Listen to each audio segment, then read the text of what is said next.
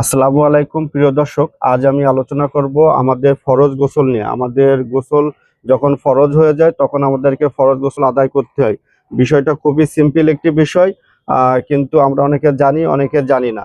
তো আজকে জানার চেষ্টা করব ইনশাল্লাহ।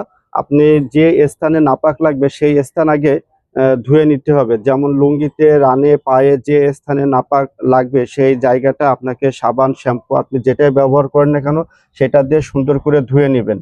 ধুয়ে নেওয়ার পর জাস্ট অজু করার মতো আপনি অজু করে নেবেন। দুই হাতের কবজি তিনবার ধুবেন, তিনবার কুলি করে নাকে পানি দিবেন, মুখ ধুবেন অজু করার মতো, মাথা মাসা করবেন ইনশাল্লাহ। এরপরে আপনি পাটা ধুবেন না, জাস্ট পাটা ধুবেন না, আপনি গোসল করার মতো গোসল করবেন। আপনি নদীতে গোসল করেন, আপনি টিউবওয়েলে গোসল করেন, আপনি টয়লেটে শাওয়ারে গোসল করেন, যেখানে গোসল করেন না কেন সাবান শ্যাম্পু দিয়ে পুরো দেহটা আপনি সুন্দর করে ধুয়ে নেবেন যাতে সর্বত্র আপনার পানিটা পৌঁছায় ইনশাল্লাহ। এরপরে আপনি গোসল শেষ করে টয়লেট থেকে যখন বেরিয়ে যাবেন বা পুকুর থেকে যখন উঠবেন পা ধুয়ে আপনি উঠে যাবেন ইনশাল্লাহ।